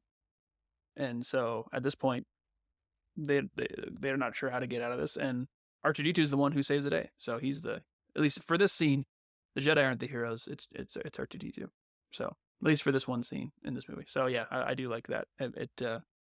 R2-D2 was like the only one who kind of had it together and didn't panic or didn't saw his way through it. So yeah. Yeah, there you go. The R2's the Jedi of the scene. Yeah, that's neat. And it's just due respect to R2, and it's not out of character for him. It's just R2. I just really like that. He gets everybody out of a jam in every movie. I think it's great. Yeah. It's just our hero R2. And I love the scene where just flying through the lasers right over the Trade Federation ship. I just think that's such a cool scene where you get up close and personal with the guns like that. You really don't get a whole lot of that. I mean, we do it in, on the Death Star. You get that, like, we're right on top of the ship. We're on the ship. It's massive. You get that in Return of the Jedi, I guess, a little bit in Death Star, but it's just fun to be right there. I've always enjoyed that scene. Totally. And you have that really exciting moment followed by just kind of like take a breath scene where and all of a sudden we got one problem, but the hyperdrive's leaking, and now we're on to the next problem. And now there's a wrench thrown in this whole problem, or another wrench thrown into into the works here. Seems like there's been a lot of wrenches up to this point. Everything seems to be going wrong, but there's another thing. But of course, this is the perfect wrench to get thrown into the works for our story because it gets us to Tatooine, right? And now Tatooine's mentioned for the first time. We get to, and it seems like it's going to be just a pit stop, and then we'll get where we need to go, But of course, Tatooine is the place where we need to go, but nobody knows that yet. And Tatooine is always in these movies, Tatooine is always a place where we get sidetracked. It's out of the way, as Obi-Wan calls it, right?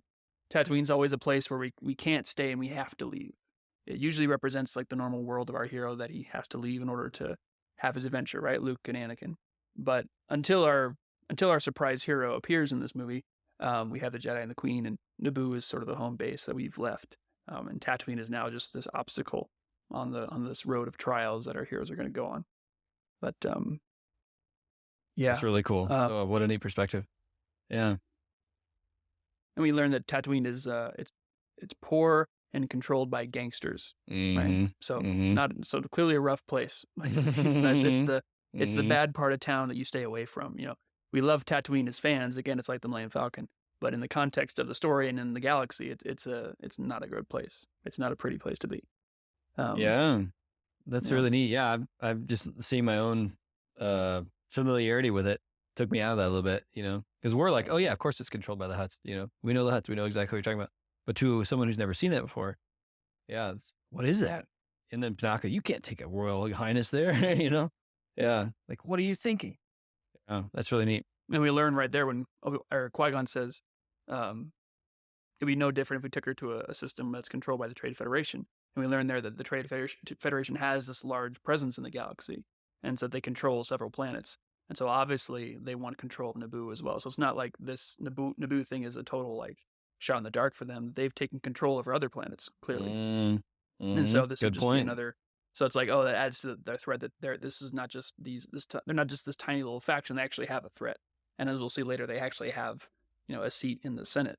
You know, they actually have a representative. And so they're much more powerful than we would have originally assumed. And just that little line just kind of gives you a picture of that. Yeah, that's a really good point. I miss that. Yeah, and you get the real sense of how backwater this place is. Like nobody cares, and we'll find out later with slavery. Like Republic's not even a thing out here. Like nobody cares. They're so far removed, so far out here. It's the wild, wild west, right? There's no wild, wild west. Which is such a great picture. Yeah. Oh goodness, I was gonna say something else on this too. What was it? I was gonna say, like, I think this is a neat lesson in how we should never underestimate our trials, you know? And like George is really big, like what you're saying, like just one problem after another, after another, after another. Like it's frustrating as a character. I mean, we've all lived that, where you're working on a project or you're trying to do something, you interrupted, it keeps breaking. But here we see, no, there's something else at work, right? In the Star Wars universe, it's the Force working all things together for good. You know, it's bringing itself back into balance. It's working everything out. And for us, I just think it's a real encouragement. It's just fun to think about. Like, don't underestimate your problems. Like, you know, God uses those for a reason. They're not wasted. You will, yeah, even though we get frustrated with them, like, let's be like more like Qui-Gon, like, okay, maybe people are open to what, you know, God's leading it to, or the Force is leading us to, or whatever, you know. Yeah. There's a point to all this. I was annoyed at first, but there's a purpose for Jar Jar. There's a purpose for Tatooine. There's a purpose for R2, you know? Yeah. Again, he is an embodiment of faith, right? Yeah. He's totally, yeah, he's totally cool with it. Maybe he's not totally cool with it, but he accepts it. Whatever the situation is, he says, well, we got to do this. And, no use complaining about it. It's happening. So just step right into it and see what happens. Yeah. And you see that, I think, his arc play out at the end when he just sits down and kneels before Darth Maul, you know, where they're waiting. Sort of like, okay, I'm learning here. Be in the moment. Trust what's going to happen. You know, problems are a part of it. And it's going to work out. Yeah. I just think that's really neat. It's a neat, yeah, like you said, good picture of faith. And then he's kind of the opposite of faith, going to the Nemoidians again. Yeah, exactly. They're just trying to trust in themselves and their money, which doesn't lead you to anything. They have to go before the Dark Lord and tell them what happened. Report the bad news to the person they don't want to report bad news to. And George does a great job at capturing the scene. It feels like, oh man, it just captures that feeling when you're in trouble, you know, or like when you failed at something. Yeah. when mom calls you to the table, is like, "Did you do what I told you to do?" And you, oh no. So, yeah, exactly, totally. It's exactly how this feels. Yeah. I love what they do with Gun Ray here. Mhm. Um, I think I need to actually go back and like look at this to be sure, but I'm pretty sure they use his like headdress thing to like I think they move it up higher on his forehead to make him look a little more like sheepish, a little more like pathetic or sad. And when he's angry, it's like lower down, like it's like his eyebrows almost, even though he doesn't really have eyebrows. Like Huh, it sort of acts as that because I feel like it's higher up that's on his cool. head in this scene. And even though the mask is emoting itself too, I think it makes him look a little more sheepish, look a little more cowardly, a little more, you know, uh, yeah, scared. And then later on, I think when he's walking down the stairs with the queen, telling her about the treaty and all that, and that they're going to put her in a camp and the suffering of her people. I think he looks a little more angry, and I think the headdress is a little further down on his forehead. I think I could be making this up. I think it always looked like that to me. That's what they did. I'm not sure. I have to check and go back frame by frame and look at it. But Mm, anyway, yeah, that I would just like not little things surprise like me. that. That's really cool. Yeah. He does feel very cowardly here, and yeah, you feel that. You just feel it. You feel his fear. And again, just what a contrast to Sidious here. Like just how I mean, Sidious is just in absolute control. You just feel the fear and the power coming off this guy. you know, and they feel it. They are terrified, and it's such an interesting contrast to see how easily they can fake stuff. Like we're like you mentioned that scene where he's talking to Padme, the queen. It's just like completely. They're putting on this fraud of like we're in control, we're the bosses. But then behind the scenes, they're complete cowards.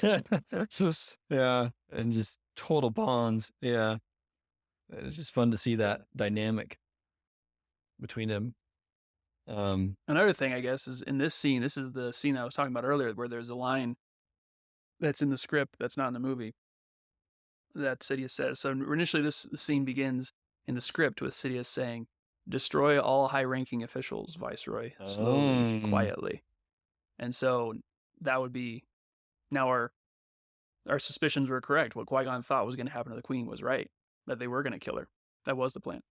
And so now Sal Bibble and all those guys are in danger now. That's the plan. They're going to be slowly being destroyed and killed quietly and slowly, as he says. So that's a really, sinister line, And so mhm. it could have been cut for several reasons, but at this point, it just starts with him saying, "And Queen Amidala has she signed the treaty?" So, yeah. Anyway, I just thought Wow. that's Yeah. confirmation that this actually is happening. On Naboo, people are going to be dying, and of course, Amidala says that later. She's like, people are dying, Senator. We must do something quickly to stop the Mm, Federation. mhm. So Mhm. anyway, Huh. but it's no longer Wow. an occupation that people are going to die. Including and eventually the Queen. And so the Traitor Federation are so blinded by greed that they actually do it. Again, this is insane. Why would they? Why would they do what this guy says? Except that he is this all-powerful seeming ghost that's there. They can't. If they wanted to just reach over across the table and punch him, they can't. He's not there. Like they have no power over him, and so they kind of have to. But he has all the power over them, and so they have to do what he wants. Yeah. Wow. And I mean, what boy, I can see why that would take that line out, but I also see like where it adds so much more punch to who this guy is, the Phantom. Yeah. Like is heartless, you will do this. And yeah, like you said, Mm-hmm. the power of control he has over these guys that he would like, what would cause the Nemoidians to kill somebody? I mean, you think on their own, like they would be so afraid to do that. They would never even touch that with a 10-foot pole. But with Sidious in control, he's like, no, do it. They're going to do it. Like that just talks about, I mean, it just shows his power and fear and influence over them. Yeah. Wow, that's a powerful line. That's a really Mm-hmm. powerful line. Yeah. Yeah. And then, oh, wow. Yeah, that's cool. Oh, and then we get this awesome reveal. Ah, Mm-hmm. Darth Maul. Yeah. So good. I love that line where they're at their end. They're like, we can't wait. We can't find the ship. It's impossible, Not for the Sith. Like, Yeah. yeah, we get our introductory. And then we get an introduction to Satan himself. I know. Yeah. The Like, coolest / creepiest looking guy ever. yeah. Oh man, so epic. Just such evil. I know Darth Vader, like I think is still just the guy, but I Yeah. mean Darth Maul really gives him a run. I mean, Mm-hmm. yes, Darth Vader is definitely. I mean, he would win hands down as far as like even just aesthetic and power, just oozing power and Yeah. authority.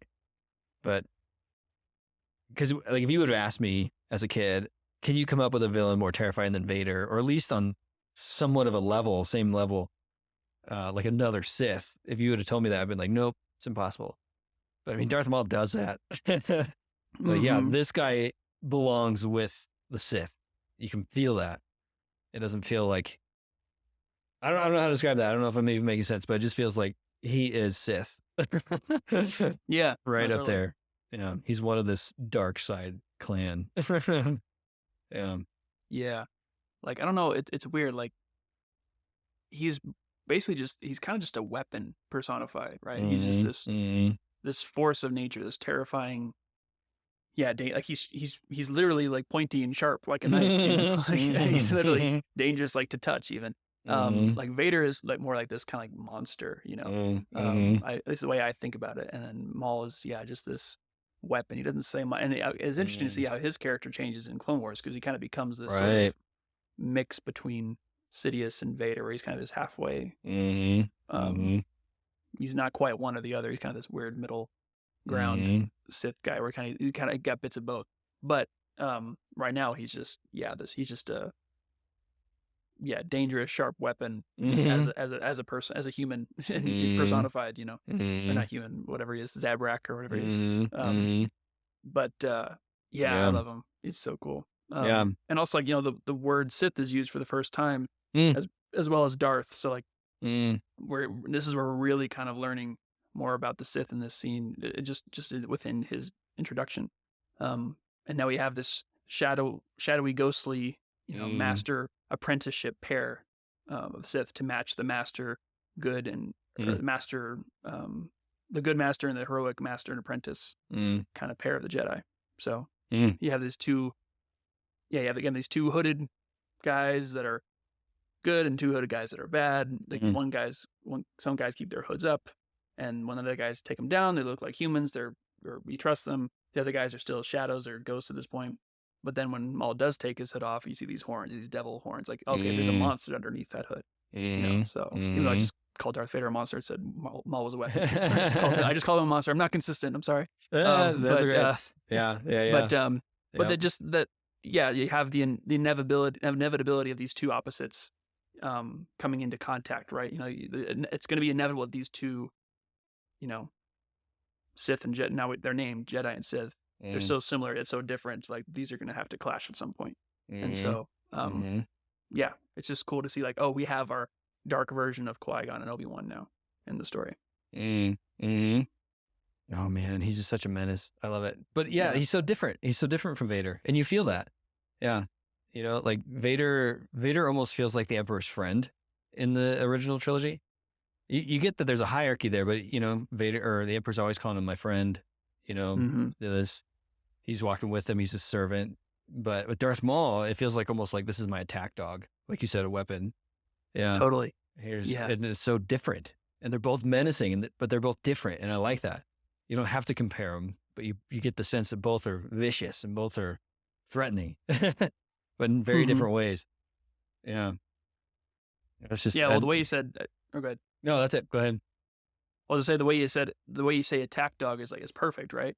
Because his name's Maul, you know, so Mm, that's not good. mm. You know, it's the attack that tears you apart, right? So Right. the attack that tears you apart is the apprentice of the evil that creeps up on you, right? That's what Mm, Sidious means. So like Sidious stalks the prey and Maul tears its throat out. mm, That mm, essentially like that's mm, like that's how mm, they work. So he totally is like Sidious is his hunter with his attack dog going out mm. to do his work for him. It's a really cool and that's not really what Vader and Sidious's relationship was like exactly. But Yeah. so it's a different. It's Our first look at these Sith is more like you said. I like Maul is the attack dog. That's a nice way of putting it. Yeah, Mm, because mm. he is on the hunt for the Jedi in this movie. Right. Yeah. Yeah. And with Vader, you see him as he's more of a tactician. He's more of I'm going to think this through. I have a plan. He's just smarter, Mm-hmm. wiser. Maul's just like, I'm going to do whatever I need to destroy the heck out of you. Yeah. You know? Yeah, Maul. Exactly. I'm going to tear you to shreds. Yeah, exactly. Just this wall of power. Not that Vader wasn't powerful. I'm not saying that at all, but it's just so different. Vader was very calculated. He was very, like, just you see him in Empire Strikes Back hunting Luke. It's very different. You know, he's using bait. He's doing all this stuff. Yeah, it's just really fun. So again, we'll see similarities between the two, but yeah. Man, what a presence. I love seeing Maul on the screen. And it's just, he's one of my favorites. Oh yeah. Can't go wrong with Maul. He's so cool. Yep. And it's fun to see this little insight, like with Palpatine, because the Viceroy, they understand they're in trouble. They lost her. They know that. Yeah. And you just don't know what to expect. They don't know what to expect. How on earth is this Phantom going to react? You know? And they skirt the issue. You know, you can tell he needs him alive right now. He's not just going to wipe him out and make the next guy take over. But he's like, all right, fine. I'm going to get my hands dirty. The Sith will take care of this. Yeah. And there's still a threat there. And it's just like he's threatening them as well as threatening the Queen at the same time, you know? Because there is this idea of like, all right, you forced my hand. Look, it's more than just me here. I'm showing you my weapon. You know, I think of like a Western where they pull back their gun. It's a threat, or like pull back the cape to show the gun. You're like, you guys are in trouble. Yeah. You see the power I hold? Yeah, I'm going to take care of this, but you remember where you are. Yeah. Who's in control. And then he sends Maul to Naboo to go there with them, right? Like he's there to kind of babysit the Trade Federation, like, you know, to make sure that they don't make sure they stay in line, make sure they don't mess things up, you know? And I like how he sort of mocks them at the end where he goes, he'll find your lost ship. You know? Like, it's like, oh, you lost your ship. Okay, he'll find it. You know, he'll do what you should have done, you know? He'll make sure my orders are obeyed. He'll make sure my plan gets through, gets done. So, yeah. Definitely a threat in there, and they get it right away. Yeah, they're like, this is getting out of hand now. There are two of them. You know, I love their reaction to it. And I find it interesting. They realize, I think you're about to say what I'm going to say. They realize what? Well, yeah, we should not have made this bargain. They realize, oh, we're way in over our heads here. This is bigger. We're not just taking over another planet. Like now we were going to be killing people, and now there's this. Then we got two ghosts, two Phantom Menaces in a way to worry about, and we're not in control at all. We thought we were going to get a lot of power and you know, riches out of this, but it seems like he's the one who's getting the good, getting all the good out of this, and we're getting the short end of the stick. Yeah. Yeah. It seems like the blinders are pulled back a little bit. Yeah. And I find it interesting. I just thought about this for the first time. They didn't know there was a Darth Maul. They didn't know there was an apprentice. You know, like it just seems like it's so clear that Sidious is keeping his cards very, very close to his chest. And it's just because you get the understanding watching this movie, especially for the first time up to this point, that these guys are very much in league with each other, you know, and that there's some history here for sure. But you get that sense right here, like they are not equals. You know, like it is very much, you're my pawn and I have way more power than you think I do. Yeah. And it's just interesting that they're starting to realize that, like, oh man, we don't know what we're getting into. I think we made a bad move. If he hid this from us, what else is he hiding? Like, you know, is he actually going to help us out with the Senate? Are we actually going to get what we want? And they have no choice. Kind of like Vader when he's, you know, under the thumb of the Emperor during that 20-year period where I can't really fight him. Like I'm going to be destroyed. I can't really go against him. Otherwise I'm going to be gone. You know, he's going to take me out. So we don't have a choice, but we have to go along with his plan. And hopefully we'll end up on top. But more and more, it seems like this guy is actually going to be the one who comes out of this okay, and he's going to leave us in the dust. That'll do it for this episode. In the next one, we move from a garden of paradise to a dangerous desert. We finally get to Tatooine, and we finally meet our main character, Anakin Skywalker. Thanks for listening as always. On to the next one.